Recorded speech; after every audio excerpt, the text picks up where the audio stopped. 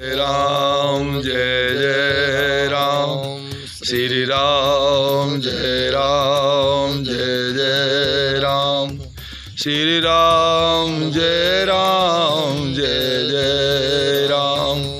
श्री राम जय जय राम। बोल गिरिराज जी महाराज की जय। सभी संतों के चरणों में कोटि कोटि वंदन और NYU न्यूज़ में सभी श्रद्धालु भक्तों का हार्दिक स्वागत है। संतों के चरणों में कोटि कोटि वंदन है। मेरे साथ में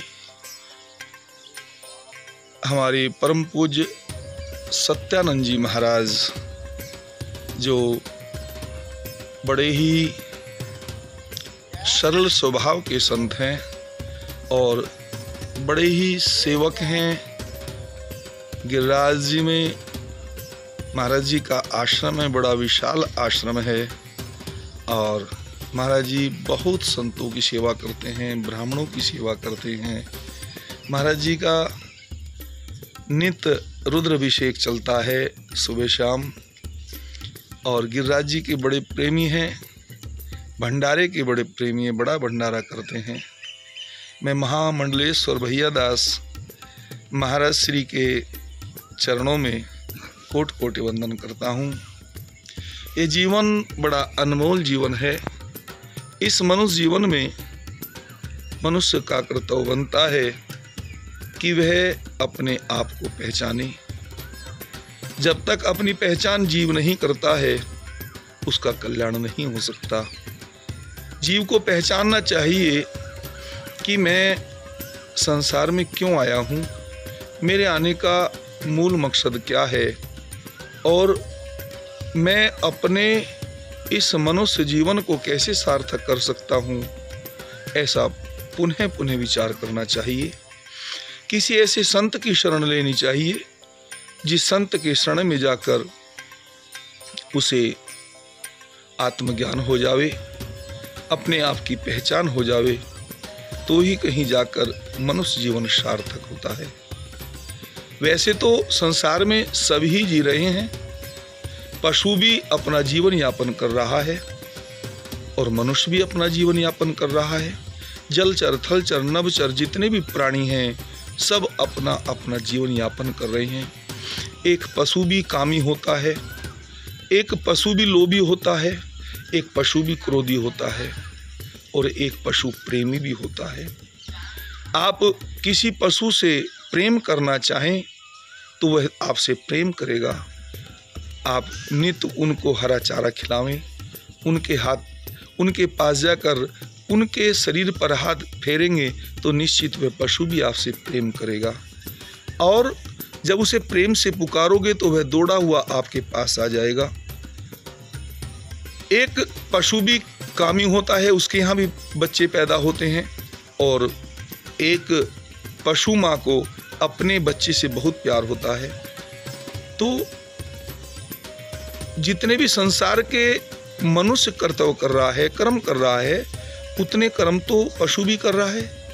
फिर मनुष्य में और पशु में अंतर क्या हुआ? पशु भी कामी है, मनुष्य भी कामी है। पशु भी लोभी है, मनुष्य भी लोभी है। पशु भी क्रोधी है, मनुष्य भी क्रोधी है। पशु भी प्रेमी है, मनुष्य भी प्रेमी है। तो फिर अंतर क्या हुआ? येषान विद्या तपोन दानम ज्ञानम न शीलम गुणों न धर्मम तेम्रत लोके भूर्भार्भूता मानुष रूपेण मृगाश्चरन्ति।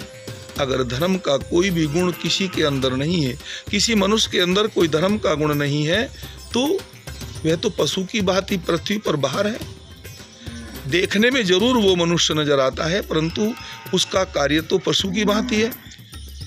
अगर आत्मज्ञान जीव प्राप्त नहीं करता है, अपने कल्याण की नहीं सोचता है, अगर मनुष्य के अंदर परोपकार नहीं है, अगर मनुष्य के अंदर परोपकार नहीं है तो वह मनुष्य है ही नहीं।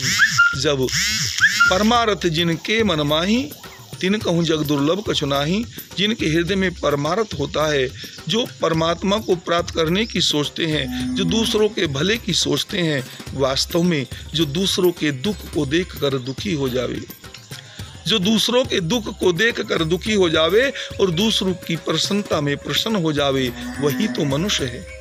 परमात्मा ने मनुष्य बनाकर भेजा है, परंतु दुर्भाग्य है मनुष्य का, उसने मनुष्यता को छोड़ दिया और हैवानियत अपने अंदर पैदा कर ली है। याद रख लो, जो दूसरों के प्राण नहीं बचा सकता वो किसी के प्राण लेने का हकदार भी नहीं है। जो किसी की भूख नहीं मिटा सकता वो उसका धन लूटने का अधिकारी नहीं है। यह मनुष्य जीवन तो दूसरों का भला करने के लिए मिला है। दूसरों का भला करते करते एक दिन अपना भी भला हो जाता है। इसलिए ऐसा कर्म करो जिससे परमात्मा प्रसन्न हो जाए, और परमात्मा प्रसन्न होता है दूसरों का भला करने से और आत्मज्ञान प्राप्त करने से। प्रभु का चिंतन करोगे तो प्रभु तुम्हारी चिंता समाप्त कर देंगे।